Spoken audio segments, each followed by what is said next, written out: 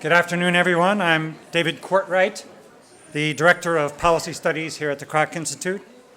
It's my privilege to welcome you to the first Kroc Institute event of the academic year. I'm very pleased to welcome back all the students to campus. I invite any of you undergraduates who may be interested in peace studies to meet and chat with the Peace Studies faculty, staff, and other Peace Studies students in the Great Hall outside in the lobby immediately after the event. Our Peace Studies colleagues will be easy to spot.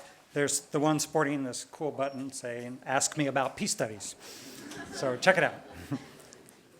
This is an exciting and hopeful time of the year here on campus as we begin the new academic year. But in many parts of the world today, this is a time of fear, conflict, and uncertainty.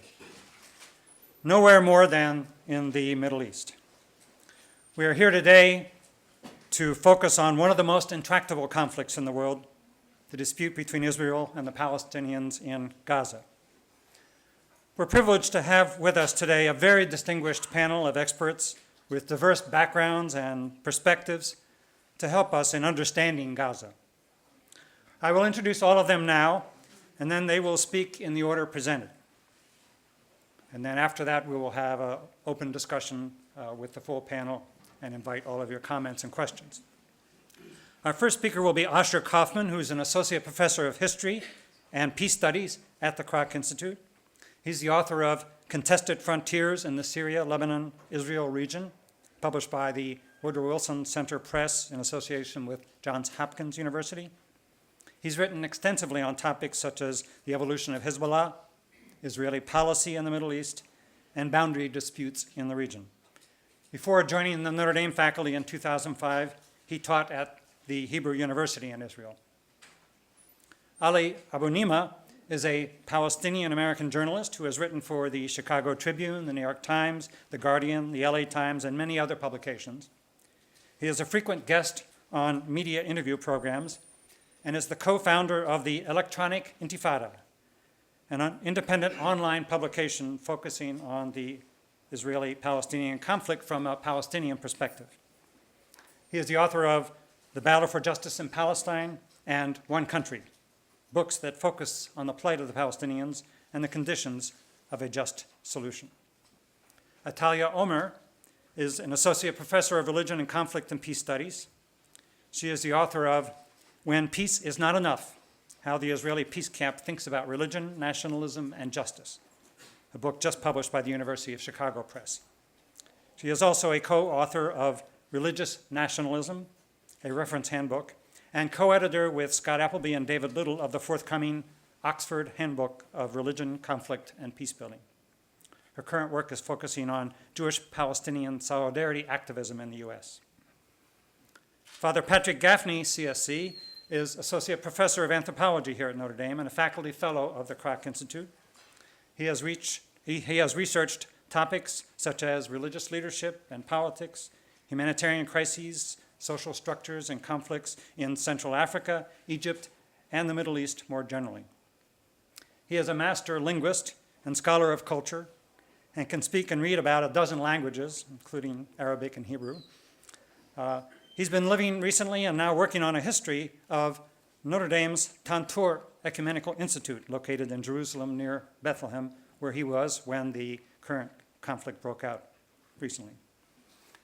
We've asked each panelist to offer brief initial remarks, after which they will sit together as a panel and take your questions and comments. Asher.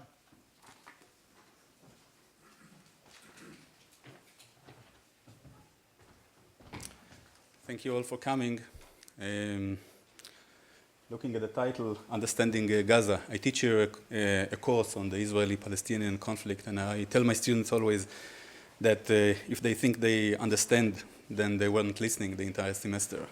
So that's, I was asked to speak about the history of this current conflict, to provide the regional context all in 7 minutes, and obviously I cannot do that, and I decided not to do that. I'll speak on one very narrow issue that concerns me, and that is the supposed separation between the West Bank and the Gaza Strip. In August 2005, Israel withdrew from the Gaza Strip as part of the disengagement plan of Prime Minister Ariel Sharon. the Israeli army pulled out entirely and redeployed along the boundaries of the Strip, and the 8,000 Jewish settlers who lived there were also evacuated. There were at least two objectives sought by Sharon then. First, to decrease the number of Palestinians controlled by Israel at a minimum territorial cost, so as to diminish what is called in Israel as the demographic threat to the Jewish state. And second, by withdrawing from the Gaza Strip, Sharon hoped to separate the fate of Gaza from that of the West Bank, and to facilitate the strengthening of Israel's control over the latter. Since the mid-1990s, successive Israeli governments have made concentrated efforts to separate the Gaza Strip from the West Bank, and the disengagement in 2005 was in fact the most dramatic step in that policy. Many Israelis hoped then that the story of Gaza would be over. Now that Gazans are free from occupation, they would go ahead and leave Israel alone. A frequent saying at the time, and still is in fact in Israel, goes in this way: here we gave them the opportunity to control themselves, now they have a chance to make Gaza the Hong Kong of the Middle East. They should use their energies to build up the Strip, and if they fail to take that opportunity and instead resort to violence, then their true face would be exposed. Palestinians in general, and Gazans in particular, had an entirely different understanding of the disengagement. For them, the Gaza Strip is only one piece of the bigger puzzle of Palestine. Moreover, as far as they were concerned, the Israeli withdrawal did not make them free. True, they did not see Israeli soldiers on a day-to-day basis, but Israel still controlled most of the movement of peoples and goods to and from the Gaza Strip, including its airspace and the sea. It even has had control over the population registry of Gaza, among many other issues that Israel controls there. The Hamas victory in the Palestinian elections in January 2006 and its violent takeover of the Gaza Strip in June 2007 only exacerbated the matters. While the Fatah-led Palestinian Authority has been willing to negotiate with Israel and even to cooperate with Israel's own control of the occupied territories, Hamas has been ideologically and practically committed to the continued struggle against Israel. And so, since June 2006, Hamas has made concentrated efforts to break the siege of Gaza and to demonstrate to Israel, to the Palestinians themselves, and to the rest of the world that Gaza is inseparably tied to the problem of Palestine. From firing rockets at nearby Israeli towns, to digging some smuggling tunnels to Israel, to infiltrating into Israel for guerrilla and terror operations, building up its military capacities in general, Hamas has spent much of its energy in the past 8 years in that direction. There are plenty of reasons to be critical of Hamas actions, both towards the Palestinians themselves and towards Israel. But from their perspective, their actions have made perfect sense. Gaza became the world's largest open prison, as it is commonly called, definitely by Palestinians. Committed to the armed struggle against Israel, Hamas has fought tooth and nail to hurt Israel as much as it could. A vicious cycle of violence ensued. The more Hamas and other Islamist organizations sought to hurt Israel, the more Israel retaliated ferociously against Gazans and tightened the siege, and on and on. There were 3 rounds of extreme violence between Israel and Hamas from 2006 on, and in between, many other border skirmishes that took place. During these cycles of violence, Israel has used its military might against Hamas and Gaza with the hope of achieving 2 objectives. First, Israeli officials hoped and believed that causing massive devastation on Hamas would deter the organization from firing rockets at Israel. Hamas leadership has been targeted as well, and a chain of assassinations of the organization's political and military leadership was meant to achieve the similar objective of deterrence and demoralization. Second, by punishing the Gaza Strip as a whole, Israel hoped that Hamas would lose its popular support. Gazans would be disillusioned and understand that it does not pay off for them to support the armed resistance against Israel. This strategy, as has been manifested to us many times and now again, this strategy has clearly failed. With every round of violence, Hamas has only strengthened its power and support among the population, and even those who resisted Hamas could not really speak up and say much about that. With every military confrontation with Israel, Hamas has become more and more sophisticated in its own use of violence. An Israeli journalist commented that what we have seen in this recent struggle is the first Palestinian army, and I think he's right to make that comment. During these rounds of conflict, Israel operated according to a zero-sum game logic, and with the belief that what does not work with force will work with more force. This approach reached its climax in this recent war. Only a week ago, a few days just before the ceasefire was announced, Prime Minister Netanyahu said the following in a press conference: "In return for attrition, Hamas will be crushed back. We will crush its infrastructure, its terrorists, its commanders." In Hebrew it rhymes. In English it doesn't sound that exciting as it is in Hebrew. If they shoot, they will be beaten, and not just beaten, but beaten sevenfold. And if Hamas does not understand it today, it will understand it tomorrow. And if not tomorrow, then the day after tomorrow. The immediate sequence of events that led to the eruption of this war is also related to the Israeli attempt to separate Gaza from the West Bank.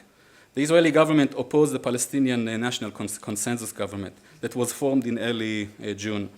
When the 3 Israeli teenagers were kidnapped and killed by Hamas militants in the West Bank in mid-July, Israel used the opportunity and conducted mass arrests of Hamas activists there with a clear aspiration to nip the reconciliation government in the bud. Hamas responded with firing rockets into Israel, making the point that Gaza and the West Bank for the organization are one. From there, the current war spiraled, where Israel used the same tactics it has employed in previous rounds, and Hamas has shown, all in all, resilience and determination. As in previous rounds, the residents of the Gaza Strip paid the heaviest price to this conflict, and Israeli civilians had their own predicaments. There is a bottom line for this conflict, or at least I have a bottom line. The current situation is unsustainable because it is not possible to keep 1.8 million people enclosed in the Gaza Strip, and to control the life of additional 4 to 5 million other additional people in the West Bank without basic rights, and to think that this reality could be manifested for long without paying a heavy price. For Israel, the price is clear. Internationally, it is slowly losing the battle over the discourse, the narrative. Domestically, and from a moral perspective, the Israeli society, to my great misfortune, I'm really upset about that, is slowly being eaten from within. I'll conclude here. Thank you.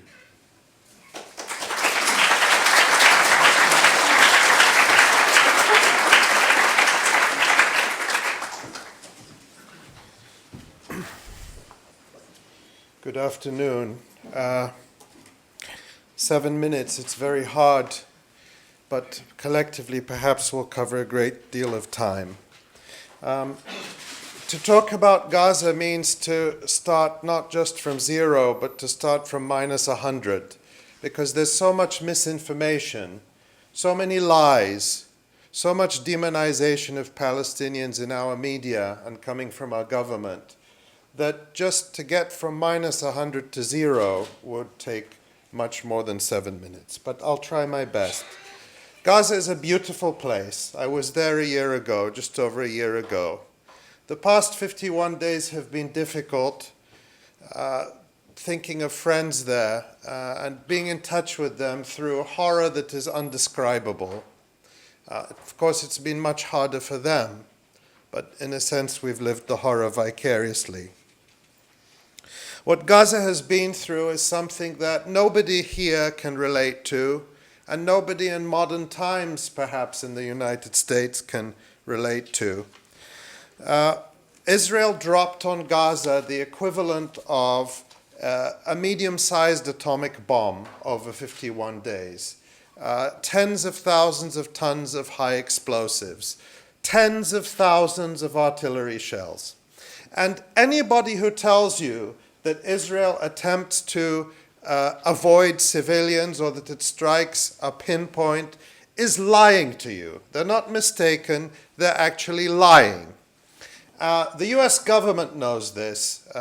In late July, when Israel shelled the eastern Gaza neighborhood of Shuja'iyya, John Kerry, as he so often does, the Secretary of State, had one of these hot mic moments where he said, that's a hell of a pinpoint operation. What he knew then, and what we know now, is that Israel had unleashed thousands of heavy artillery shells on Shuja'iyya. These are very inaccurate weapons, 155 millimeter howitzers, that were simply fired into civilian neighborhoods indiscriminately. And the vast majority of the munitions Israel has fired on Gaza have not been these laser-guided bombs where you see the video where they show you it going into a house. The vast majority of tonnage has been indiscriminate weapons like heavy artillery and mortars. And the result has been entirely predictable.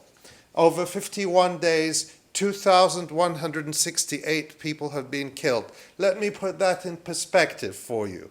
Your chances of winning the lottery, if you buy a ticket, are about 1 in 175 million. Your chances of being killed by an Israeli bomb over the last month and a half in Gaza were more than 1 in 1,000. Israel killed more than 1 out of every 1,000 people in Gaza over the past 51 days. In a university the size of Notre Dame, that would mean that 13 of your students, your teachers, your cleaning and services staff, your librarians would have been killed. 13. Who might they be? Look around and ask yourself who you might be able to do without. That's what people in Gaza have had to do. And universities have been bombed. Almost half of the people killed, 990, were killed in their own houses. And this was because Israel had a strategy of deliberately targeting civilian houses on the bogus and illegal basis that if someone Israel suspected of being part of a Palestinian resistance movement lived in that house is a legitimate target. That's exactly the same as any group saying the house of any member of the US military is a legitimate military target. That's what Israel did, and they destroyed thousands and thousands of homes. And in recent days, in what Palestinians are calling Gaza's 9/11, they actually toppled 3 high-rise buildings. And if you've seen the videos, it's something astonishing. 516 children have been killed. 470,000 people, 1/3 of the population of Gaza, have been displaced. The entire population of Gaza is without access to safe and regular supplies of water. The statistics can't even tell you the story. It's a catastrophe that is unprecedented since the ethnic cleansing of Palestine in 1948. The pretexts are entirely bogus. The talking points you will hear repeated on TV time and again is that we just want to stop the rockets. There's a very simple way for Israel to stop rocket fire from Gaza, and that is to respect ceasefire agreements. The last ceasefire agreement Israel signed with Hamas was in November 2012.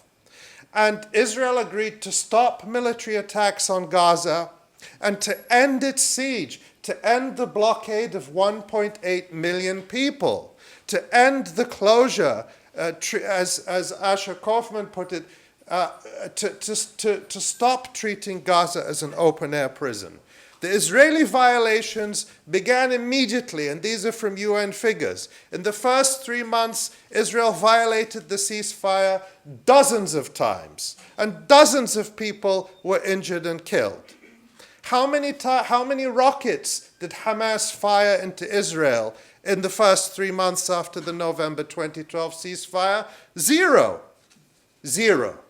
And over the 2 years, from November 2012 until the present time, until June this year, Hamas had not fired any rockets. Whereas Israel, some small groups had fired rockets, but as Israeli leaders had acknowledged openly and repeatedly, Hamas was doing its best to enforce the deal and to stop them. And that's a matter of public record. But during that period since the ceasefire, Israel violated the ceasefire. This is up to July 2014. Israel violated the ceasefire 191 times, and 10% of its violations resulted in deaths, and almost half of its violations resulted in injuries, whereas none of the Palestinian violations resulted in Israeli deaths or injuries. Those are facts that are always left out. What were Palestinians fighting for? What were they fighting for? They're fighting for the basic right to live. On July 22nd, we published a statement signed by 100 prominent members of Palestinian civil society, university professors, journalists, the head of the Palestinian Red Crescent, Supreme Court judges, many, many other people. And they said that they would not accept, they want a ceasefire. Nobody in Gaza wanted to be bombed. Nobody wanted to see their loved ones killed. But they said, we will not go back to a living death. They said Hamas represented the sentiment of the vast majority of residents when it rejected the unilateral ceasefire proposed by Egypt and Israel without consulting anyone in Gaza. We share the broadly held public sentiment that it is unacceptable to merely return to the status quo in which Israel strictly limits travel in and out of Gaza, controls the supplies that come in, including a ban on most construction materials, and prohibits virtually all exports, thus crippling the economy and triggering one of the highest poverty and unemployment rates in the Arab world. To do so would mean a return to a living death. The question now for Gaza is whether Israel will keep its side of this ceasefire deal and end the blockade. And that is the question, because after November 2012, Israel did not keep its side of the deal. It did not open the crossings. It did not end the blockade. And in the year, why did this happen now? Why did this horrifying violence, this violence that several international law experts have said rises to the level, the legal definition of genocide, why did it happen now? Because for the past year, since the military coup in Egypt, which is backed and supported by the United States, the siege has been even tighter. Egypt and Israel, two clients of the United States, are working hand in glove to keep people in Gaza under siege, and the situation became intolerable to the point where people said, we have nothing to lose, we're prepared to fight, we must see this siege lifted. And Palestinians in Gaza have a legitimate right to resist. We have to be clear about that, because we can't go around the world saying we're going to give weapons to this group and we're going to support that insurgency and we're going to bomb this country and violence is legitimate here and violence is legitimate there, and say that the only people in the world that don't have the right to resist and to defend themselves are Palestinians. I don't want violence. I prefer nonviolence. I prefer peace. I prefer justice. But for 8 years, Gaza has been under a brutal siege. And Palestinians have tried everything. They've gone to the UN, and the US tells them you can't go to the UN. They've wanted to go to the International Criminal Court. You can't go to the International Criminal Court. They've said, use nonviolence. Palestinians use nonviolence, and Israelis go out and shoot them dead in the demonstrations, and nobody says a word. So we cannot tell people that every option is closed. They dug tunnels. When I was in Gaza, I went in the tunnels. And what I saw coming in through the tunnels from Egypt was the most basic supplies. And when Egypt shut down the tunnels after the coup, it revealed just how brutal the Israeli siege was, because the tunnels had been a lifeline. So we tell people, you can't bring things up above ground legally. But you know what? You can't bring them down, you can't bring them underground illegally either. You must starve, you must suffer, you must be besieged, and you must be quiet. And if you dare to resist, we will bomb you, and we will say that our bombing is righteous, and we'll say that your resistance is terror. This is a great distortion of the reality, and it's time for it to end. And it's time for us in the United States to stop considering our role as honest brokers or as observers or distant and befuddled, well-meaning people who just want everyone to get along. We are direct participants in this. When Israel was raining artillery on Shuja'iyya and on Rafah and on Beit Hanun, the ships were coming from the United States, and the stores were going from US stores to resupply the Israeli artillery. We cannot both be combatants and honest brokers. And we have to demand that US law be applied, that the Arms Export Control Act be applied, and that we hold Israel accountable for its use of US weapons. And you know what? Our government's not going to do it, because we had 100 senators, that's all the senators, voting to endorse this slaughter in Gaza. So we need people, we need churches, we need institutions, we need students, we need people in universities to say enough, enough, and to let people in Gaza and in all of Palestine live freely. Thank you. I know I took more time, but I feel a responsibility on behalf of the people in Gaza who don't have the freedom to be here as I do. Thank you.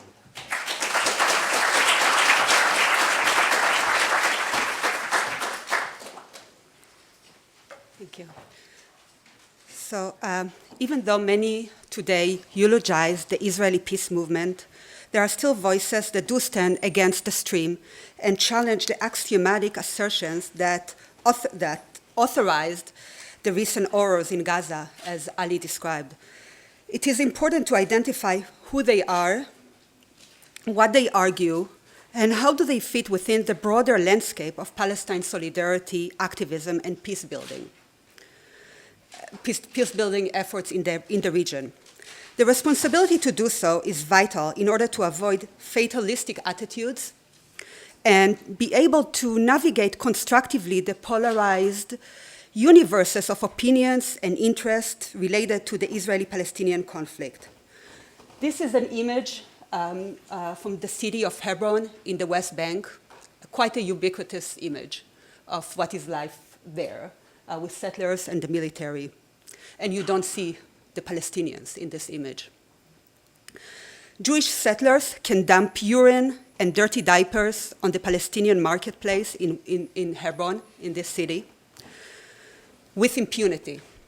Why? Because even if soldiers whose presence in Hebron is ubiquitous see with their own eyes how settlers harass, humiliate, vandalize, and physically attack Palestinians, they have no jurisdiction over these Israeli citizens.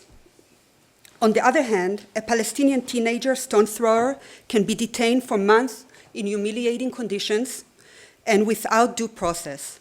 Such is the reality of the Israeli occupation, and any attempt to explain the recent escalation in Gaza in isolation from this reality misframes the analysis and rationalizes the inevitability of military options. Notably, narratives are never hermetically immune from challenges, and the possibility that counter-narratives will gain traction is a necessary hope animating social movements. There are many on the Israeli streets who challenge the narrative and who are outraged by the events in Gaza and the occupation writ large. Traditionally, the mainstream peace movement in Israel was called the loyal left, with loyal being shorthand for a commitment to peace that doesn't challenge a commitment to the political experiment with Jewish democracy. This loyal opposition has struggled to recover from the failure of the Oslo Accords of 1993, evident with the eruption of the Second Intifada, or Palestinian uprising, in 2000. During the intense days of Operation Protective Edge, in an atmosphere of intimidation and growing self-protectionist groupthink within the Israeli context, thousands of people nonetheless flooded the main squares of cities protesting the occupation. And this is one image of such demonstrations so that you have a visual. And they flooded the streets to protest the occupation, the massacre in Gaza, and the general racism and chauvinism that exploded to the surface in shocking ways, including calls by members of the Israeli parliament, the Knesset, to ban Arab Israeli businesses, refuse the request of B'Tselem, the Israeli human rights organization, to broadcast the names of the Gazans killed as a result of the Israeli offensive.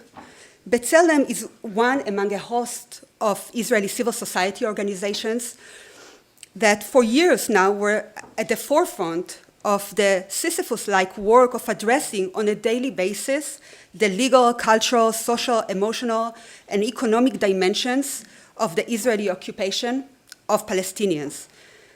If the occupation manifests itself occasionally with hot, or what peace builders refer to as direct or acute violence, as the military clashes surrounding Gaza illuminates, it is only symptomatic of deeper structural, bureaucratic, and routine forms of violence experienced by Palestinians in Gaza, East Jerusalem, and the West Bank, and other areas. This is why, in response to the welcome ceasefire, in effect since August 26, Israeli critics of the violence urge to take the moment as an occasion to move forward to end the occupation, all along lamenting the preventability of so much death and destruction. For instance, Zehava Gal'on, the leader of the Israeli oppositional political party Meretz, has conveyed this lament and an alternative voice within the Knesset, within the parliament, calling for the inevitability of the diplomatic rather than the military venue. Moving from the level of policymakers back to the grassroots, many others actively work to challenge the narrative of inevitability. Some were already embedded within the aforementioned infrastructure of organizations and cultural spheres, voices that critique and confront the ramifications of the occupation on a daily basis. Others became enraged and disillusioned by what they saw and decided to resist the dehumanizing of Gazans, the kind of dehumanizing that rationalizes piles and piles of dead Gazan children as unfortunate but necessary.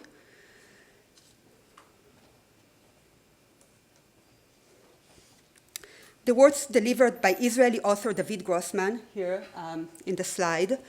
He lost his son during the Lebanon War of 2006. His words that he addressed to thousands of demonstrators reverberated strongly within social and alternative Israeli media. He addressed a crowd of about 10,000 people in Tel Aviv, and he said, quote, "We won't be able to breathe deeply in Israel as long as people in Gaza feel choked," end of quote. Likewise, a group of Israelis residing in the US called Israelis for a Sustainable Future produced an open letter to American Jews asking them to reconsider what it meant to be pro-Israel. This is indeed a crucial development considering the strong and often blind support which non-Israeli Jews see as an expression of their unconditional love of Israel. These Israeli Americans write, quote, "We believe that blood is blood, all equal and all worth the same.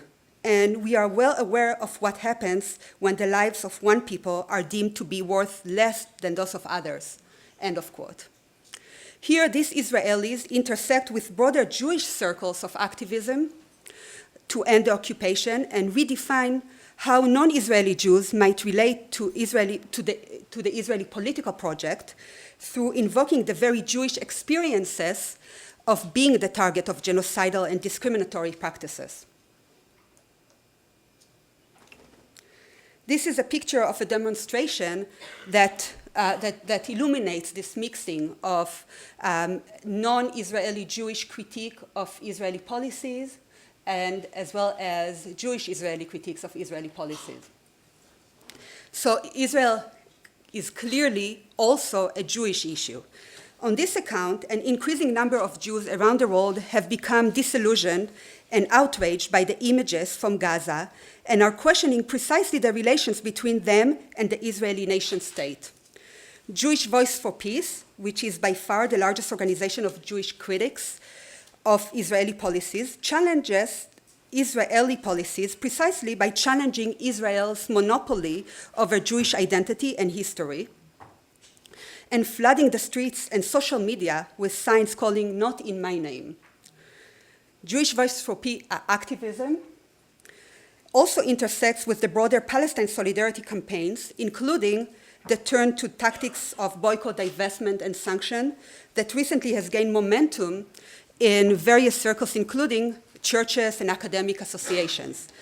My point in discussing these voices of dissent is to convey strongly that not everybody subscribes to the narrative that periodically entering Gaza to root out the infrastructure of terrorism or resistance, depending on your viewpoint, or what is also euphemistically called mowing the lawn, is inevitable and instrumental to ensuring the survival of Jews otherwise under constant threat of annihilation. It is a tactic and as such lacks a strategic foresight, not to mention an ethical soundness.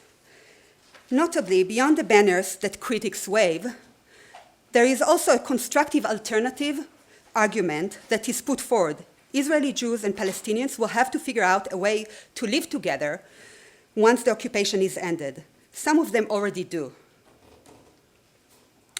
Located near Tel Aviv, the binational village of Neve Shalom, or Wat al-Salam, is one such oasis of peace, which is the English translation of the village's name, where such imagining takes place. This is not a hippie commune, but rather an experiment in coexistence, where structures are in place to facilitate a constructive negotiation of conflict without erasing differences and complexities, power differentials, and historical memories such as the Nakba, or the catastrophe of 1948, when the first wave of Palestinian refugees was created. Imagining coexistence cannot only happen after hot violence finally subsides, but rather throughout and concurrent with the processes involved in bringing about cessation of direct violence. While Oasis of Peace facilitates a meaningful, even if imperfect, coexistence of Jewish and Palestinian citizens of Israel, there are a few other initiatives that involve Jewish, Israeli, and Palestinian participants from Palestinian administered territories.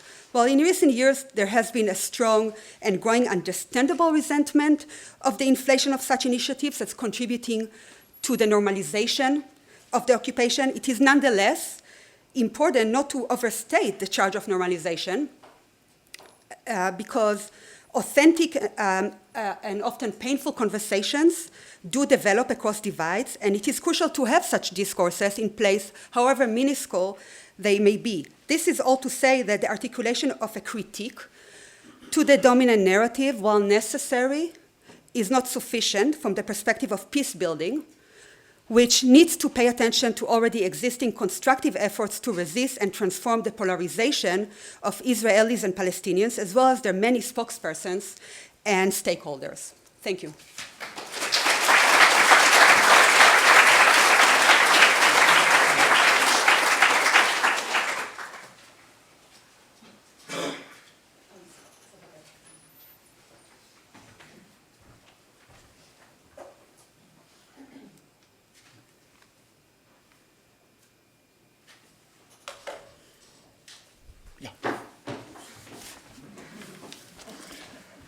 Thank you very much for coming today and for engaging in this topic. On one level, oh Gad, what did I do? Oh, somebody's leaning. The light. One of you against the wall has leaned against something. This has happened before. There you go.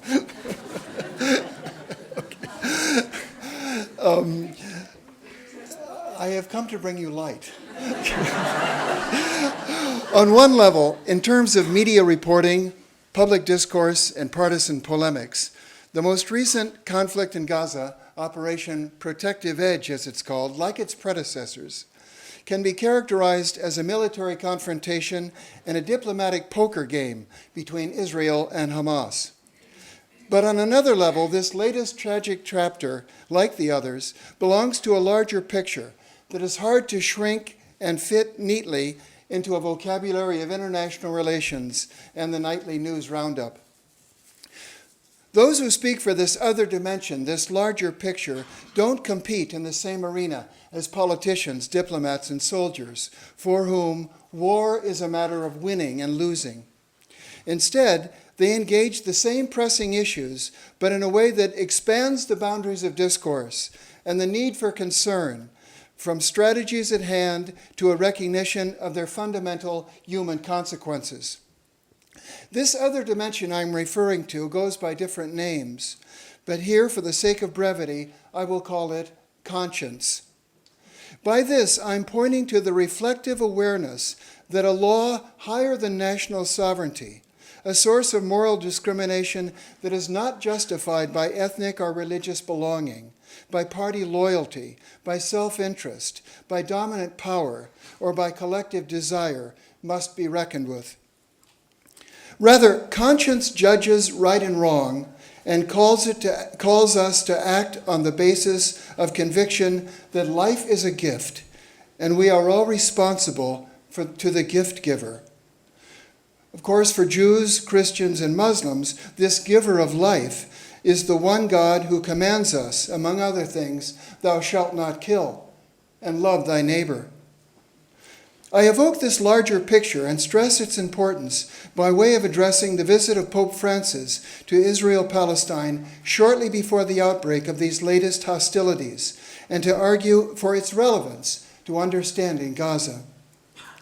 Of course, time prevents a fuller elaboration of the complicated relationship of Christians to Jews and the Vatican to the State of Israel. But the key point, certainly for Catholics who account for 1.2 billion worldwide, is that the rapport between Jews and Israel and the Church has been improving steadily and significantly, especially since the Second Vatican Council. Needless to say, the historical interest and the spiritual claim of Christians upon the Holy Land not only represent a profound attachment and an enduring sacred trust, but they have become inextricably entangled in the nationalist struggle between Israel and Palestine, as well as the political divisions within each of these communities. In this light, the very short visit of Pope Francis 3 months ago was carefully choreographed and staged as an effort to make a significant positive contribution to the sadly stunted peace process. The Pope's cumulative words and dramatic gestures on the ground were highly charged with symbolic weight, meant to be converted into potential influence, given the Pope's privileged role as a voice of conscience. The capacity of the Pope to project moral judgment and compassion into political realities was not lost on the Palestinian Authority, nor on the Israeli government. But no less important and fascinating to observe was the Pope's finely tuned resistance to being compromised, that is, acting in a way that would alienate rather than encourage mutual respect. For instance, he refused to ride in an armored vehicle, so Israel imposed a complete curfew on those parts of Jerusalem he was visiting during his stay, whereas he stood in the open and rode in an open car, greeting the crowds as he rode through the streets of Bethlehem. His achievement consists in the display of a single posture with two distinct emphases. one presented to Palestinians and the other delivered to Israelis, without contradiction. Pope Francis conveyed to Palestinians his affirmation of their legitimate rights, especially the end of occupation and the establishment of their own state. To Israelis, he reiterated acceptance of their right to live in safety, including an expression of sincere remorse for past persecutions at the hands of Christians. In a word, Pope Francis embodied the formula that would free Palestinians from oppression and free Israelis from fear, squaring the circle to bring justice and security into one accord. According to official Vatican sources, the motive for the Pope's visit was reconciliation, specifically a commemoration of the spectacular encounter of Pope Paul VI with the Patriarch Athenagoras in Jerusalem exactly 50 years ago. That meeting led shortly to the healing of the great schism that had divided Eastern and Western Christianity for almost 900 years. But in fact, this recreation of that fraternal embrace also serves as an illumination and an inspiration for radical changes in hearts and minds that follow from the awakening of conscience. Pope Francis articulated the practical results of this conversion at the final event of his visit, a Mass at the Cenicule, revered as the site of the Last Supper and Pentecost. We are called, he said in that event, to service, friendship, sharing, sacrifice, fraternity, harmony, family, and peace. The Pope's later explicit and forceful calls from Rome for an end to the violence in Gaza and related initiatives, including the Partita per la Pace, a soccer match for World All-Stars to be held next week in Italy, with raised money for the victims, continue to appeal to conscience, asking all sides to risk the courage that a just and lasting peace requires. I'd like to show you now just a few images of this Pope's visit, quickly. This is 1964, when Athenagoras and Paul met on the Mount of Olives. This is an icon that was painted to memorialize, and you might say, create the sanctity image of what was going on there. Here's Pope Francis and Bartholomew in May, meeting at the Greek Patriarch's home. This is an illustration of another dimension, Israeli protests of the Pope's visit. This is the Pope with King Abdullah in Jordan. He stopped in Amman as overnight for this trip and had other events there. Now this one, the way Jordan factors into this, a long, complicated story, but this recalls that Christ, and therefore the Holy Land's designation, certainly for Christians, certainly for Jews, extends into Jordan. This is a rededication of a baptismal site on the Jordan River on the Jordanian side. The Pope arriving in Bethlehem, he came directly from Jordan to Bethlehem, a highly loaded remark, because he was coming first to the West Bank and not to Israel. Later, of course, he took the helicopter to Ben Gurion Airport. This is the Pope at the wall, the first stop after the helicopter trip. And you can see this is the wall separating the West Bank from Israel. You can see the graffiti there. Here's the Pope, of course, making a gesture of prayer. And I like this one. If you read the graffiti, it compares Bethlehem to the Warsaw Ghetto. Here's the Pope at the Kotel Maharavi, the Western Wall, revered as the Temple Mount by Jews. Here he's meeting Mahmoud Abbas. He gave a talk, the Pope gave a talk at the PA headquarters in Bethlehem. This is the Great Mass and Major Square at Bethlehem, and I want to show you here a close-up of that mural you see in the back. Notice St. Joseph is wearing a Palestinian keffiyeh, and the baby Jesus' blanket is a Palestinian keffiyeh. The three wise men coming, the Magi, are the three popes who have visited Israel: Pope Paul, Pope John Paul, and Pope Benedict. Then on the right, you see these two nuns. They're both beatified Palestinian Christians. And of course, St. Francis there, who's the Pope's patron. He's meeting Perez here, the official greeting. This was another very important. The Pope's many, you might say, touch-toe visits included a visit to Yad Vashem, and a visit to Mount Herzl. And here he's, in this very dramatic gesture, showing his respect for Holocaust survivors. Meeting with Jewish religious figures here. Here's with Netanyahu, translator in the middle. And this is in the Holy Sepulchre with Bartholomew, the event for which the trip was originally motivated. The Pope speaking in front of the tomb, the spot revered as the tomb of Christ. And finally, the Mass at the Cenicule, which included Christians of all kinds, commemorating the Last Supper, and of course the beginning of the Church with Pentecost. Thank you.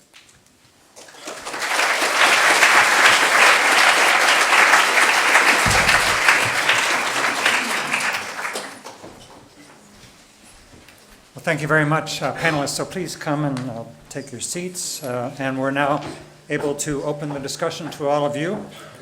We have a very large crowd, and we're addressing matters that, as we know, are subject to very intense and heated debate. We welcome your comments and questions on the issues, and in the spirit of a great university, we expect everyone to be respectful of others and work together to find solutions to this crisis. We'll take questions first here from the audience in the auditorium, and then those who are watching us from room 103, where our research assistants will electronically send them over to me, and I'll share them with the panel. So ground rules for this question and answer period. First, identify yourself. So students, tell us your year and your major. Secondly, direct your query to a specific panelist or panelists. And three, keep your questions short and to the point. We have many people here who want to talk. We only have about 40 minutes or so. So let's try to be respectful so that others can join into the conversation. So let's begin. The floor is open. Anne has the microphone. So the floor is open.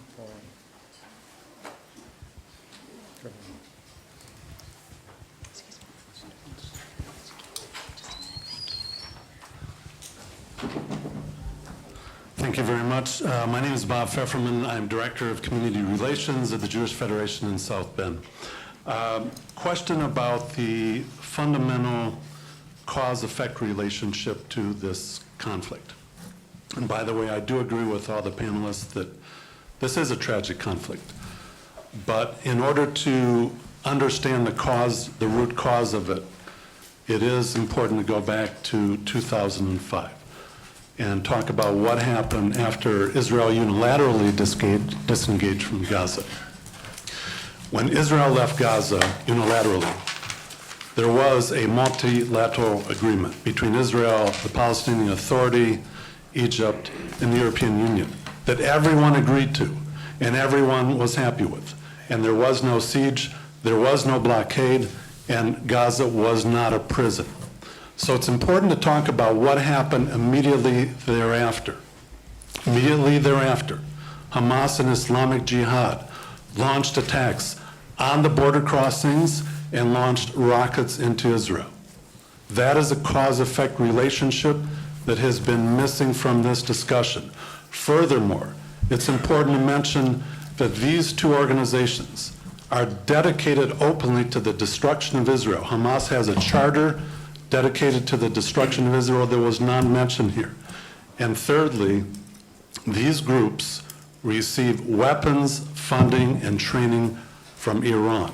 Now, absent these attacks on the border crossings, absent the rocket attacks on Israel, I can guarantee you the tragedy of Gaza would not have happened. Okay, thank you. May I address Responses? that? What we've just heard is a recitation of the talking points I mentioned that we hear time and again in the media that really need to be thoroughly debunked. And of course, when Israel disengaged from Gaza in 2005, it disengaged from what? From an occupation where 7,000 settlers had stolen 40% of the land of Gaza for 40 years, used it at their will. They had stolen the coastline. We had segregated beaches in Gaza.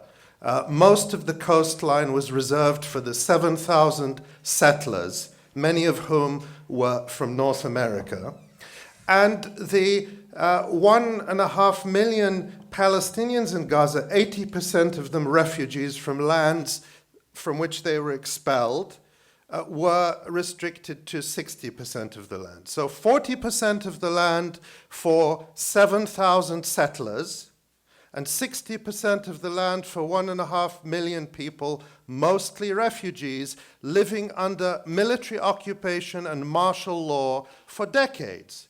There was nothing generous or unilateral about Israel moving its settlers off stolen land and moving its occupation forces from the interior of Gaza to the periphery and turning Gaza into a prison.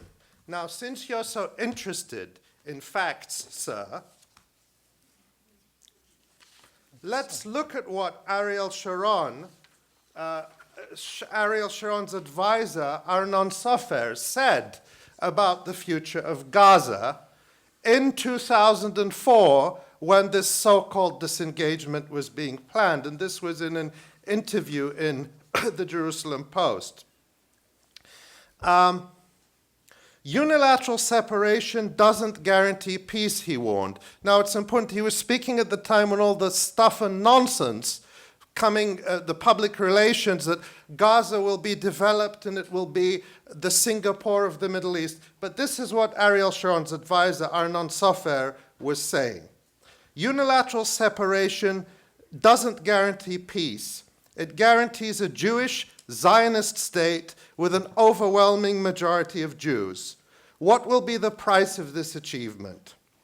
He says, the day after unilateral separation, the Palestinians will bombard us with artillery fire and we will have to respond, but at least the war will be at the fence, not the kindergartens of Tel Aviv and Haifa. You're good with that so far?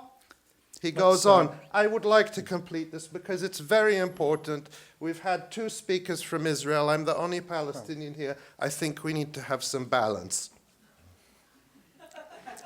Well, I do want to allow others need to speak, so finish your point, He said, please. let me finish, sir. I haven't finished. Everybody of the 2 Israeli speakers represented an Israeli point of view.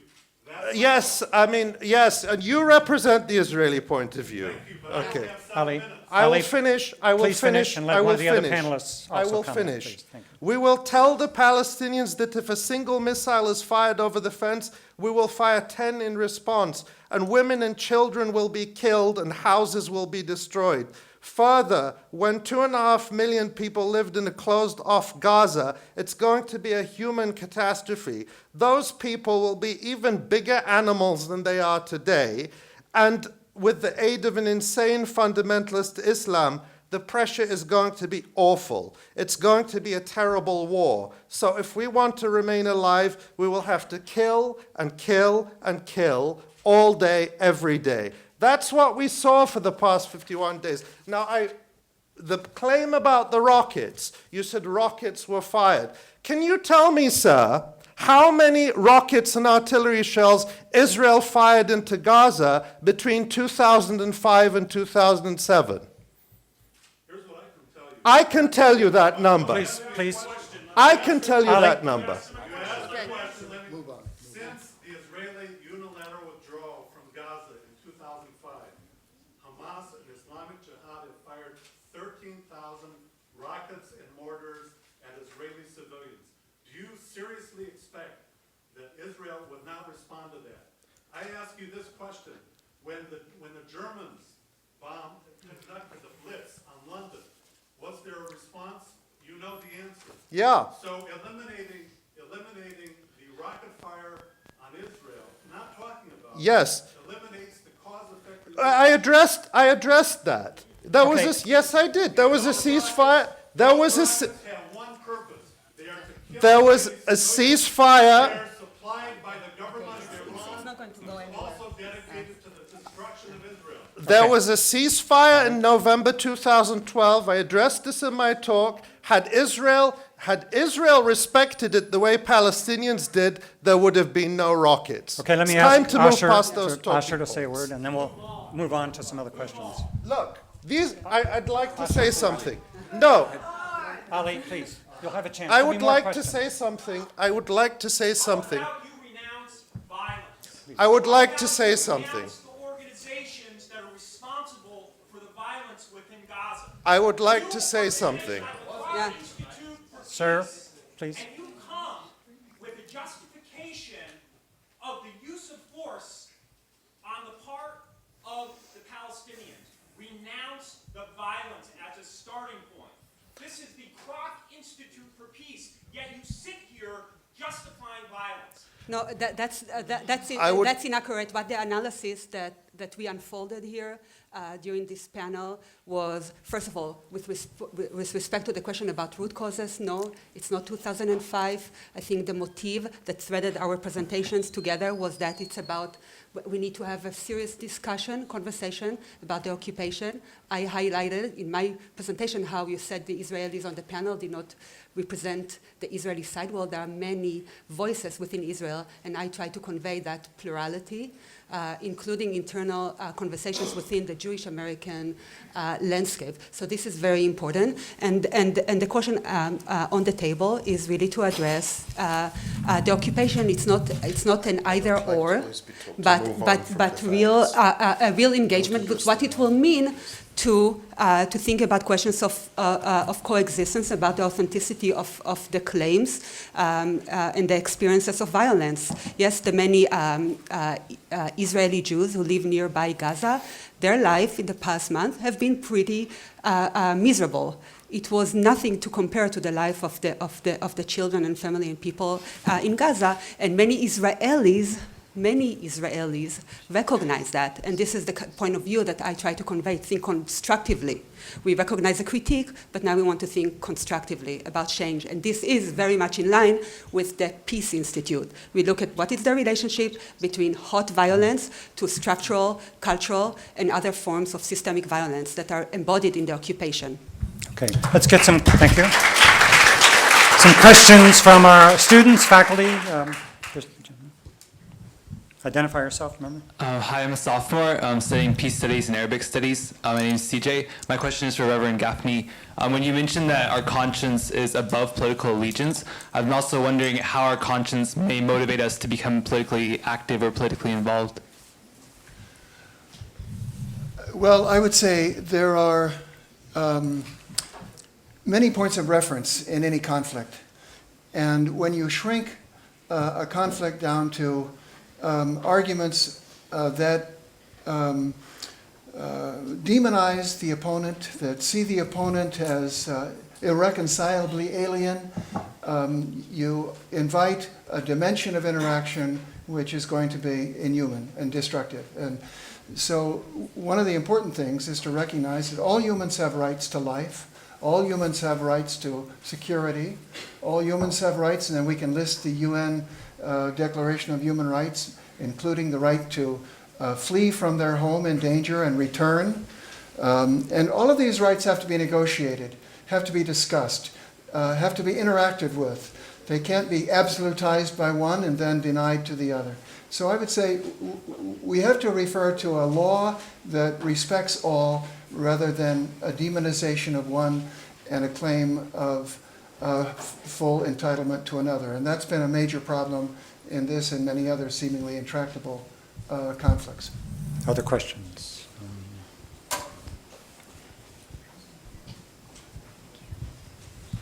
In the back.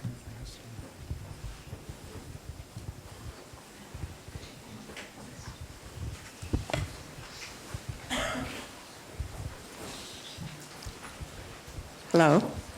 This is a question for Mr. Ali. Identify yourself. Sorry. My name is Eve. I'm a first-year PhD student in the sociology program. It's a question for Mr. Ali Abuniyam. Sorry, I can't pronounce it.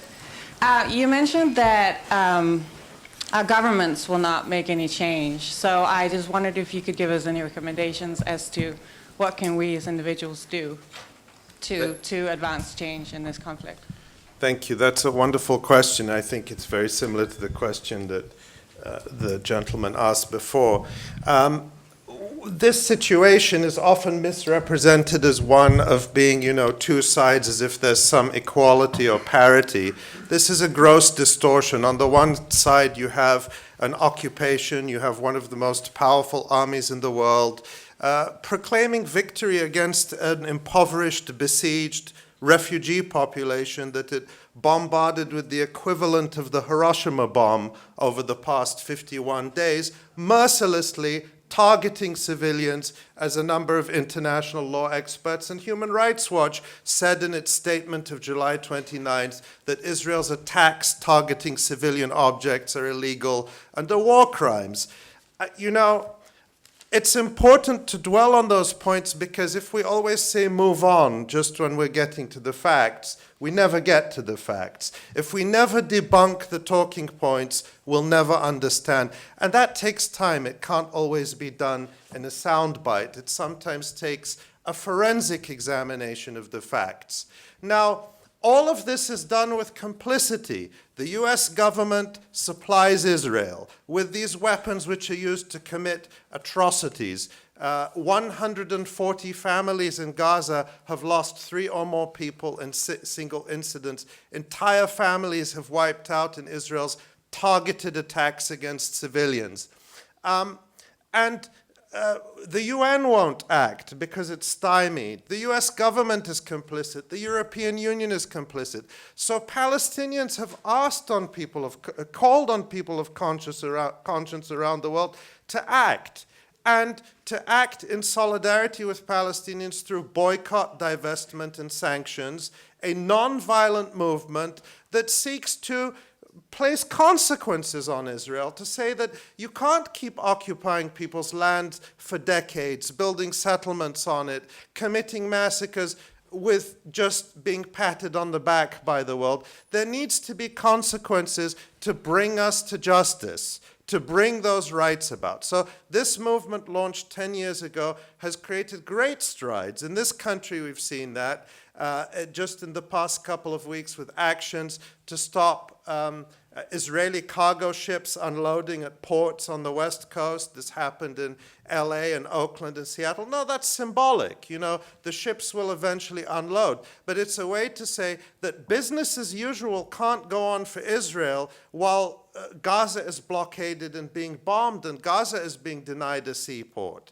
That Israeli universities that are actually giving free tuition to soldiers who took part in these massacres should not be rewarded for their complicity in these crimes by having special partnerships with US institutions, for example. And there are consumer boycotts in Europe, particularly, which have seen the sales of Israeli goods, particularly fruit and vegetable, plummet. And the model for this is the very successful movement that helped end apartheid in South Africa. There's no boycott of South Africa today because justice was achieved, at least on the political level. Economic justice is another matter. But the point is this: all of this requires people to take a stand of conscience. It requires people to have the courage to break out of this debilitating and misleading idea of, oh, both sides and everyone's a bit right and everyone's a bit wrong. And it requires people to take a stand and to say, no, there is occupation, there is injustice, there is settler colonialism. And that means standing on the side of those who are struggling against that. And particularly if we oppose violence, then provide an alternative to violence. And the alternative to violence can't be hand-wringing from the side of the ring. It has to be active participation to strengthen the weak, to strengthen those who are suffering from injustice, and to help them to gain their rights. I have a question now from the participants who are in the room 103. I think this is to Professor Kaufman, but any of the panelists. What strategic benefit does the United States derive from remaining strongly allied with Israel?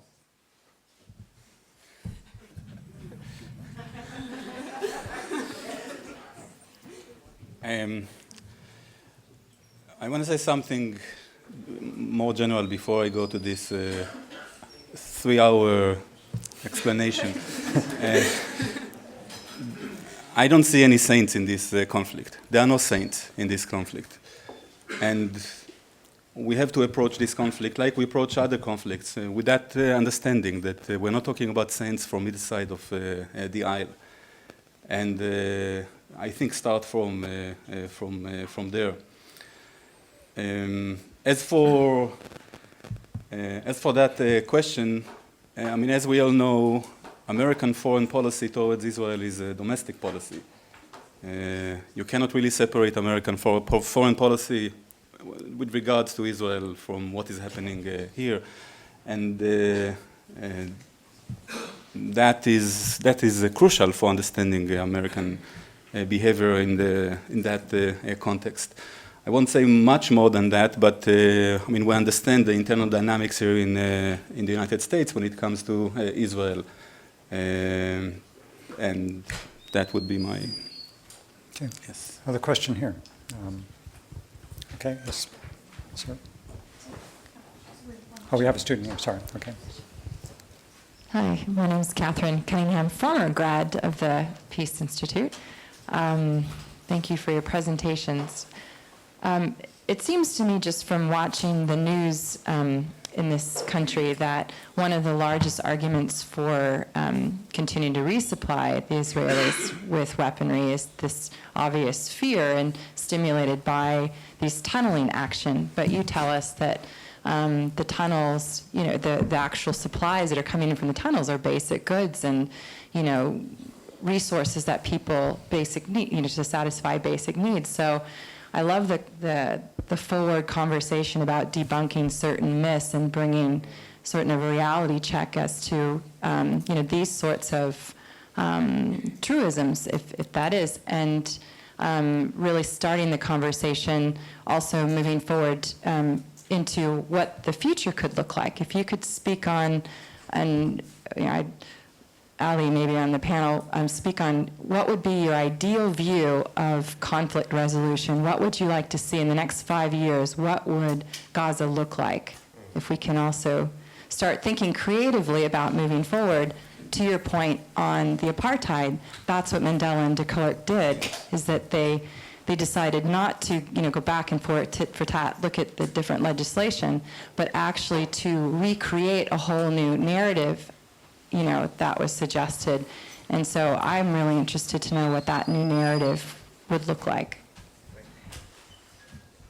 Thank you. I appreciate it. That's a project I've been working on for more than 10 years. My first book, One Country, from 2006, just engages in that kind of imaginative act. It was to try to imagine what a future for everyone would look like. I'm going to plug my new book, The Battle for Justice in Palestine. Its main message is to say that, you know, in all of these conflicts, the word conflict is so misleading in a way because I think it conceals the power imbalance and the injustice. But in many other conflicts where people have said it's intractable, there's no solution, there's no way out. There have been ways out, and South Africa is one example I study in this book as well, and Northern Ireland, which I've visited many times. These are both situations where people said it's intractable, there's no other way. What it took to get from where they were to where they are, and neither Northern Ireland or South Africa is a utopia. We're not hoping for utopia. We're hoping for an opportunity to get to a better place, is that you had to deal with the basic injustices. Northern Ireland would always be a place of violence and instability and suffering as long as Catholics were treated as aliens in their own country, as second-class citizens, as people with no rights, whose tradition, whose history was disrespected, and who were treated as an occupied population. The Belfast Agreement had to end that, and that could be the beginning of a shared future.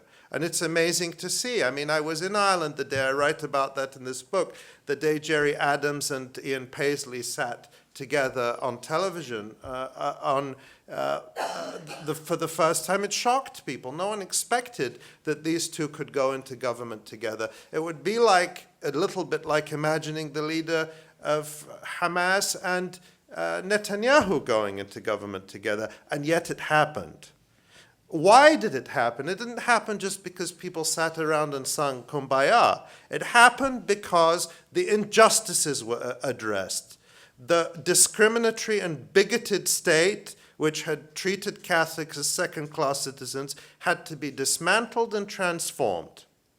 In South Africa, you have a similar dynamic, which people know a little bit better. I won't go into it.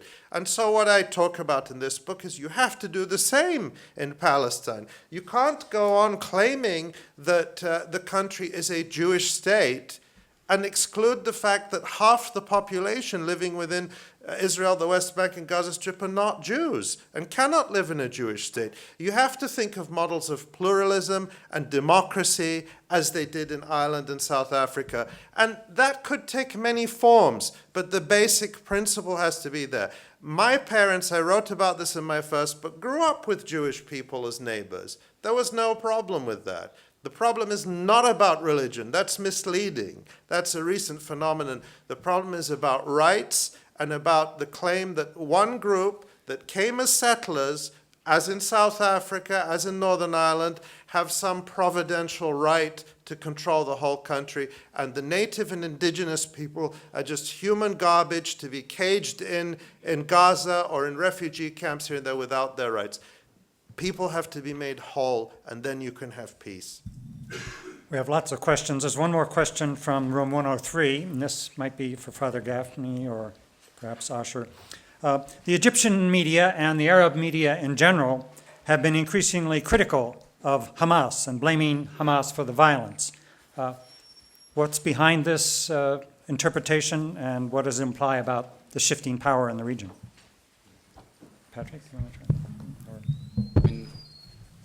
As the answer is in the question. I mean, there is shifting power in the region, and the rise of the regime of Assisi in Egypt clearly changed the regional dynamics with regards to the relationship between Egypt and Hamas, because Sisi's government sees the Muslim Brotherhood and Hamas as the extension of the Muslim Brotherhood in Palestine as a rival.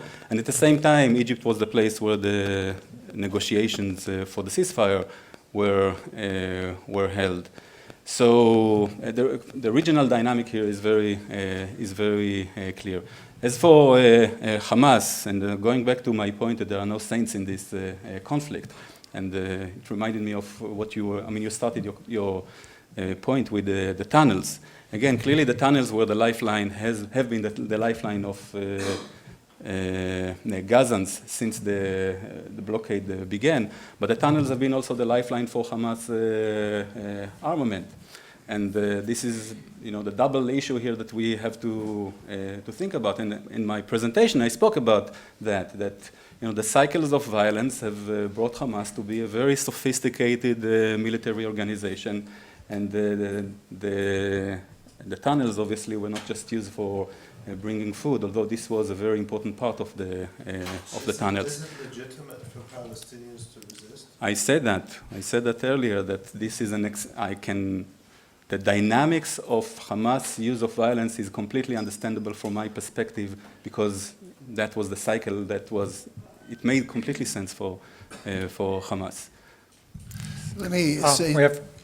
Okay, Pat. I was Sorry, just going to say something about the dynamics of Hamas as well. Hamas won the election in 2006 largely because Fatah was so corrupt, and that's a long story.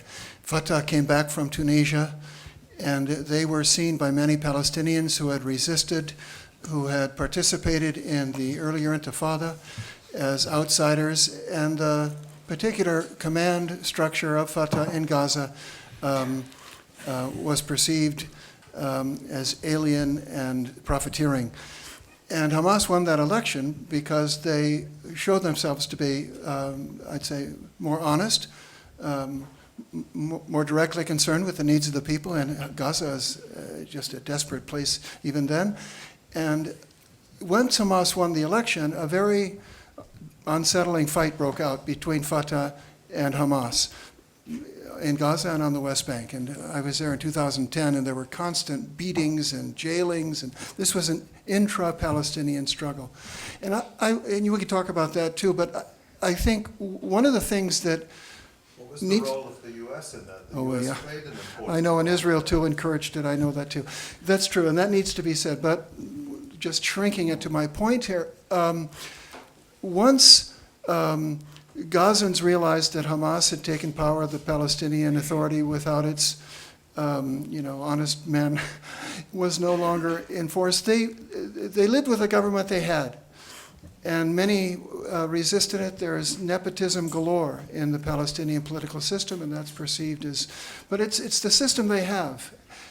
I often think of it as the Palestinians, perhaps mostly in Gaza, don't have deep experience in political institutions. And they see their immediate needs more than kind of the theory of how a government should be structured. And that experience, that lack of experience among Palestinians is part of the problem. They haven't been allowed to orchestrate their own civil society. Occupation has left them, without vision, without understanding. Of course, they have their political scientists. Many Palestinians are very gifted in this, but the larger population who does the voting has been excluded from that process through occupation, and they aren't in a position to make you might say, long-range choices with complete understanding of the consequences. Could I say something Yeah, go ahead. on this point? Because I think it's really important. In 2006, I think Palestinians had an election which the world demanded of them, and Hamas won. And the first thing Hamas did, and Khalid Mish'al, the head of Hamas, gave an interview in the New York Times 2 weeks after the election where he said, look, we're happy to accept the 1967 lines. Our charter, which the gentleman mentioned at the beginning, this was written in 1988. It's defunct. We've moved on from that. And the model they followed was the model of the IRA. They had seen the IRA go from being an armed organization to engaging in a successful political process. And that's the model they wanted to follow, and they were very explicit about it. They were writing op-eds in the New York Times at the time saying, we see the peace process in Northern Ireland as a model. What I write in my book is, had that opportunity been seized, how many lives could have been saved? But instead what happened, the door was slammed. The United States decided we will not do business with them, we will cut off Gaza. That's when the siege began in earnest. And this intra-Palestinian fight you talk about wasn't quite like that. We know more about it now because of things like the Palestine Papers and WikiLeaks and reporting that's been done. The US armed and financed militias, Dahlan, under Mohammed Dahlan, a Palestinian warlord, whose goal was to undermine and overthrow the elected government. That was the context for when Hamas took over in Gaza and the siege was tightened even more. But had the US not intervened to overthrow the elections, there might have been a political process that today would have taken us to where Northern Ireland is and certainly would have saved thousands of lives. We have to stop repeating these mistakes. A couple students in the back there, Chris, or...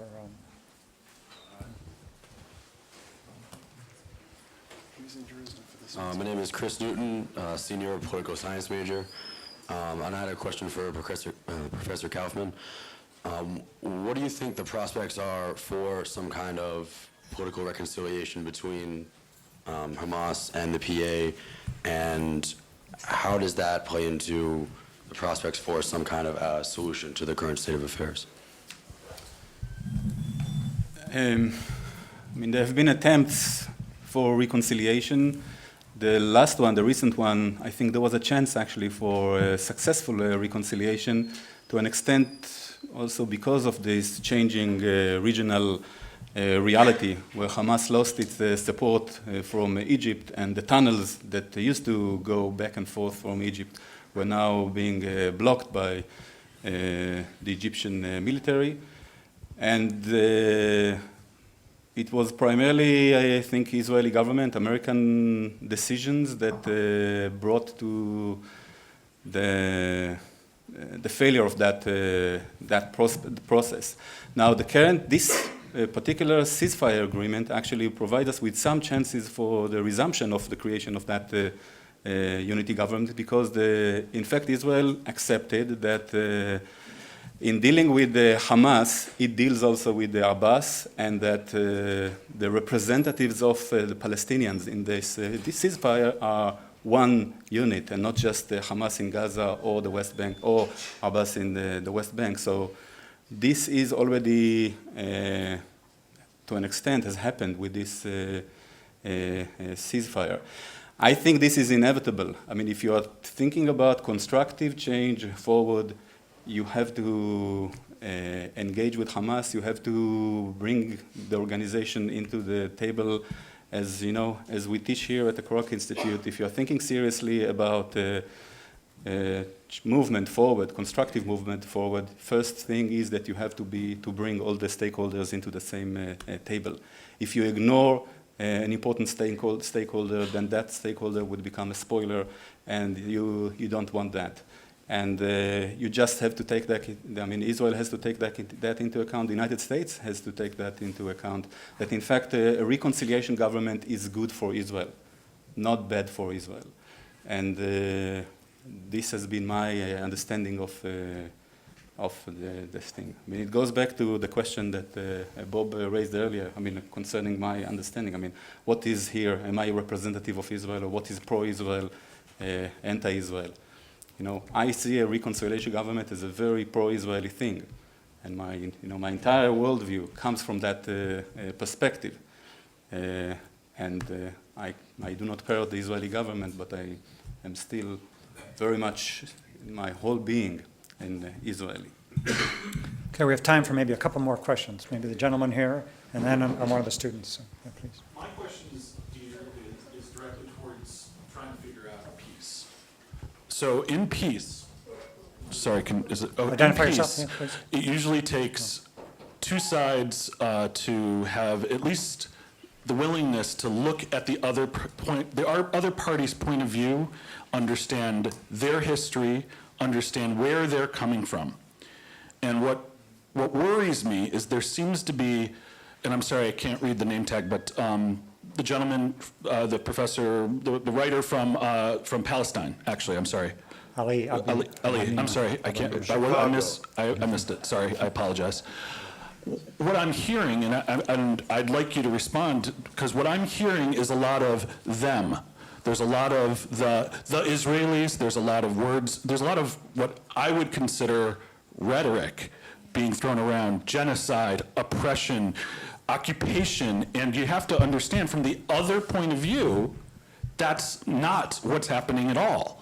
So in order to be able to reach out with a hand in peace, don't you have to have both point of views in order to have respect for one each other? Don't you have to at least understand the history of the Jewish people and where they came from and the Holocaust and how Israel came to be in the first place, to be able to put in perspective their fears and realize what they're legitimately concerned about, and expect the same thing on the other side. You know, when you demonize another side. I haven't demonized anyone. I haven't finished my question. It sounds like you're demonizing everything Israel does and everything America does, and no matter what, it's never anybody's responsibility except for the other. Right. It's always somebody else's problem to deal with. Right. Okay. I mean, this is a rhetoric that is meant to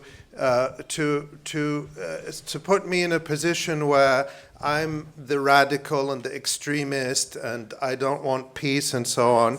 And I understand that, and that everything is up for debate. That there's no such thing as facts. I mean, either there's an Israeli occupation or there isn't. If there is an Israel, if there is. Well, okay, it's a fact to millions of Palestinians that there is a military occupation. So if you start from a position that the sky might be blue or the sky might be, purple, or... Okay. Please, sir. Okay. Sir, okay. You have to let him finish, please. Okay. So it's either a fact that 1 in 1,000 Palestinians in Gaza have been killed in the past 52 days, or it isn't a fact. If it's a fact, we have to deal with that fact and describe it. Did those people trip on the curb and die accidentally, or were they killed by artillery shells? If they were killed by artillery shells, who fired them? And under what circumstances? Please, I'm answering. Please, you cannot tell me what I can and can't say. Please, sir, let him finish. Okay. Let me finish what I'm saying. And And Italia I will will- decide, I alone will decide which points I want to address and how I want to address them. I will address them.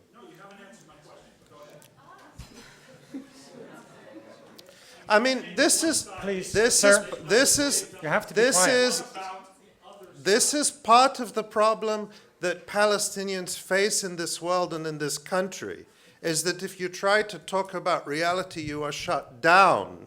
You're accused of being an extremist. You are told that the facts... The world was flat. Okay. Sir, I think that most people are interested in peace, and most people understand that peace comes from justice.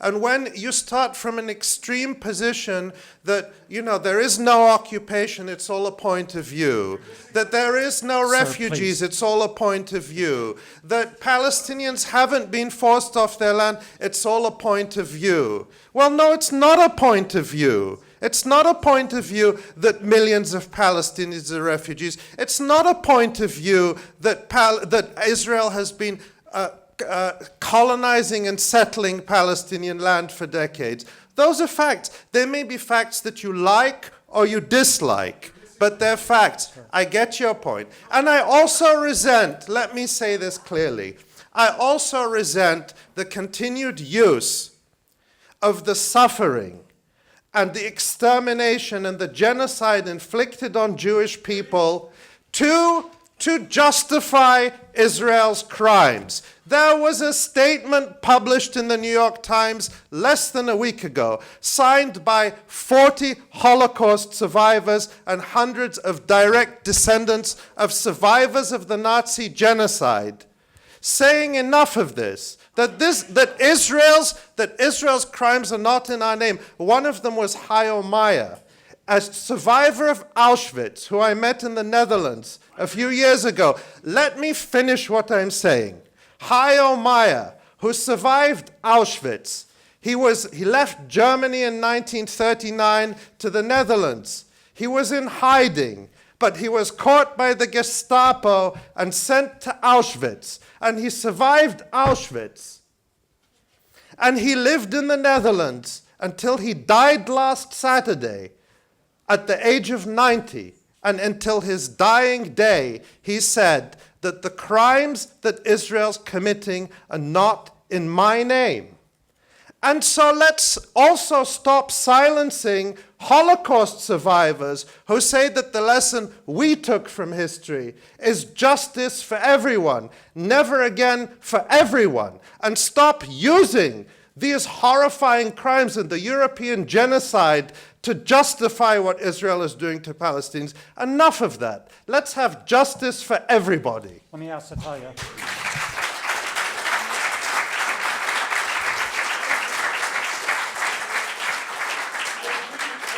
It's a chance, sir. You have to be quiet. This is Italia. Okay, so I also agree with the need to exercise empathy to the others. Let me finish, please.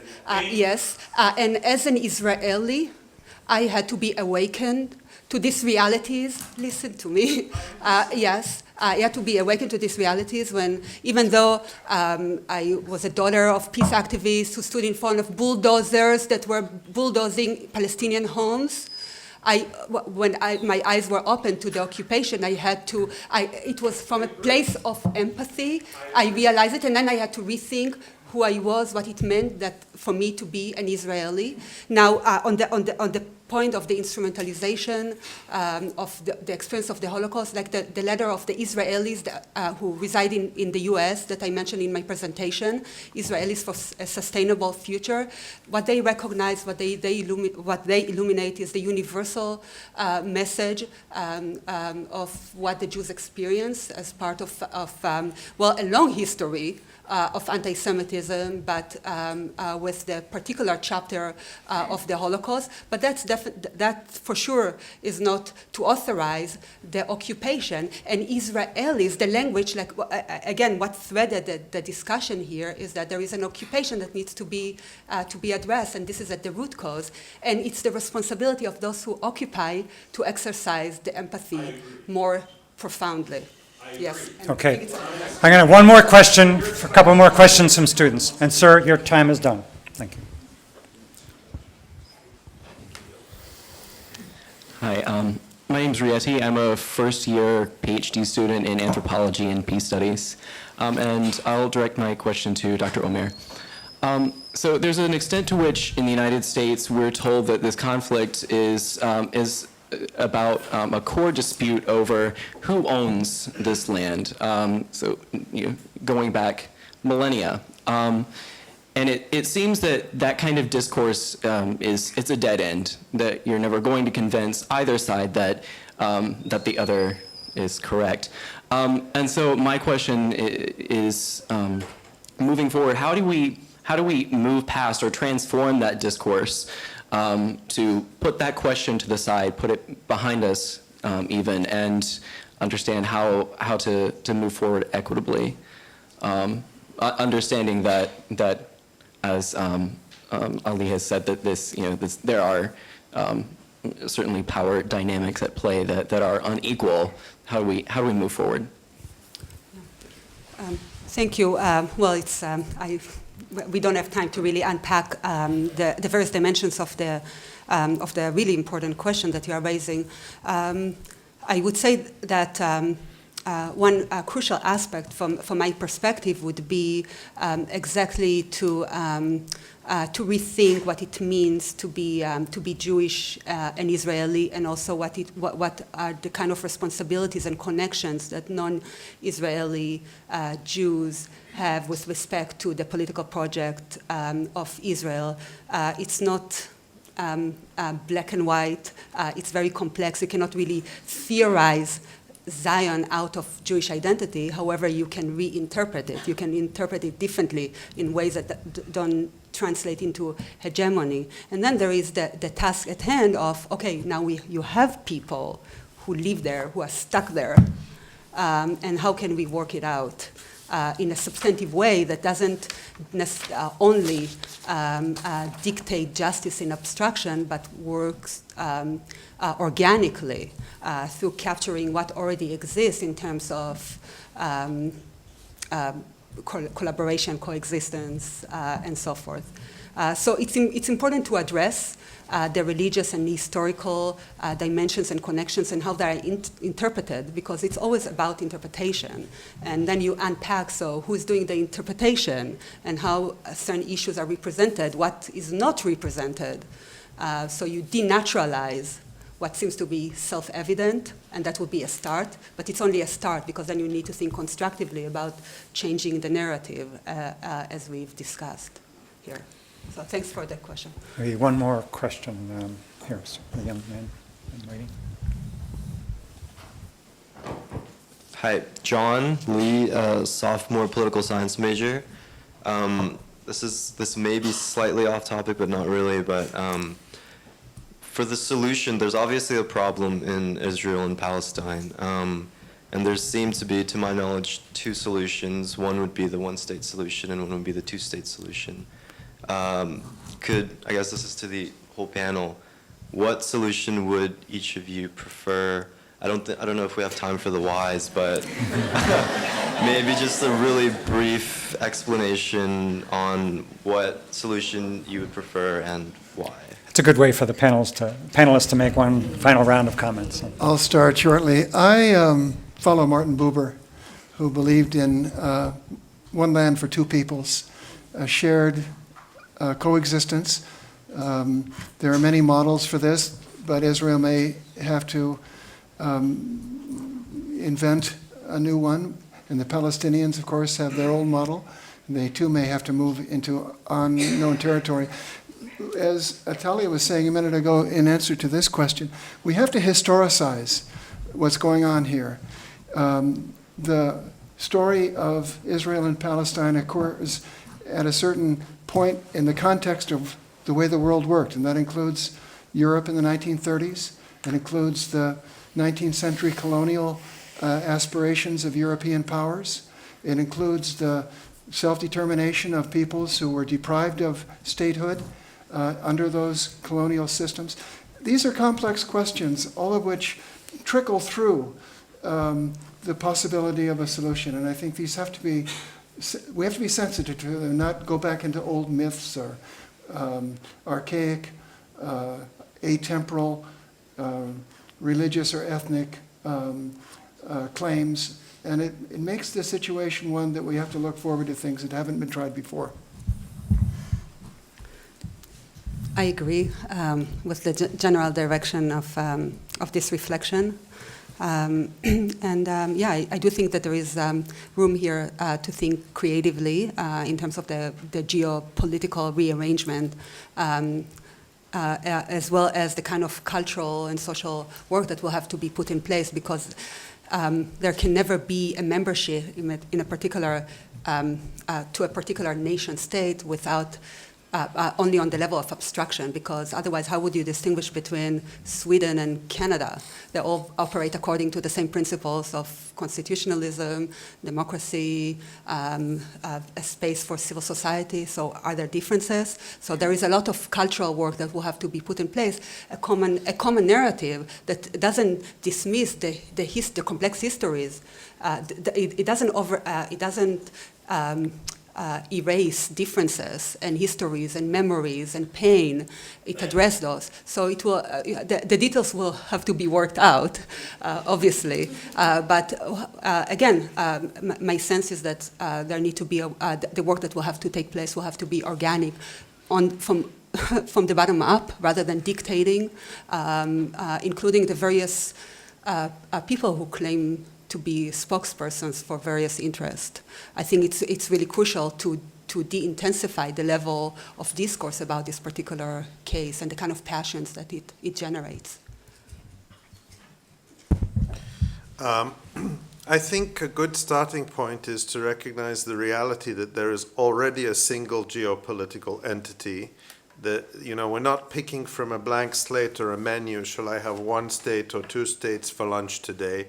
There is a reality we're starting from, and the reality is a single geopolitical entity in which the Israeli Zionist state controls all the land, all the air, all the water, all the natural resources on behalf of half the population.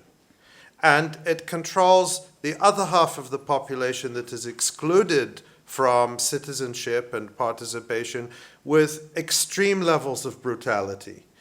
The most extreme are in Gaza, but Palestinians in the West Bank face extreme brutality as well, ongoing loss of land, ongoing expulsion from Jerusalem. And Palestinians, the 1.5 million who have citizenship, they have more formal rights than other Palestinians, but they still face many kinds of systematic exclusion, cultural, economic, legal, and so on.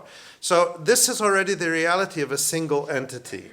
And I believe the challenge I believe that the root of the conflict is the effort to partition the land into ethnically pure enclaves. That's where the violence comes from. It's the reason 1.8 million people are caged in Gaza is one reason alone, because they're not Jews. If you do away with the requirement that Israel is a state that privileges Jewish people rather than giving everyone equal citizenship, then that goes away. People from Gaza can come home. They can rebuild their communities. I believe profoundly that transformation is possible. And the short answer is read the book. Because we see it underway in other places. It's incredibly difficult, but Palestine, we also have to move away from the idea that Palestine, Israel is unique and it's like nowhere else in the world. No, it's not. It's like so many other places in the world, including, I make this argument a lot like what we have here in this country. When we talk about Ferguson, when we talk about what's going on in Chicago, many of those dynamics are similar when you talk about racial injustice and exclusion and making communities whole. We face many of the same challenges here.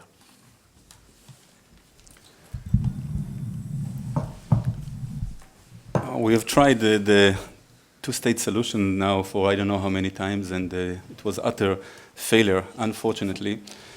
So we need to think creatively, and I think we've heard here some ideas about how creative we could get. We live in an era of, we still live in an era of nationalism. People love their flag, they love their national symbols, whatever they mean, and this is unfortunate for me, but I mean, intellectually, I think that this is one of the world's major problems, but this is a reality. And the reality is that Israeli Jews love their flag and Palestinians love their flag. And we need to take that into account in whatever configuration we figure out. It has to be creative and it has to respect the desires, identities of the parties here that are at conflict. You cannot exclude one at the expense of the other, and this is how I approach reflections about the future. I'm not that optimistic about the future because I don't. I mean, this unfortunately, this cycle of violence, I don't think it's going to be the last one. But when thinking about the future, this is how I envision it. Respect for identities of both sides. Well, this has been an important and very challenging discussion, and we're grateful to the panel for enlightening us on so many diverse perspectives, giving us a lot of facts and perspectives to try to assess. We can see how difficult it is to have a civil conversation on this issue right here. But we're committed to trying and pursuing this effort. So please join me in thanking the panel for that.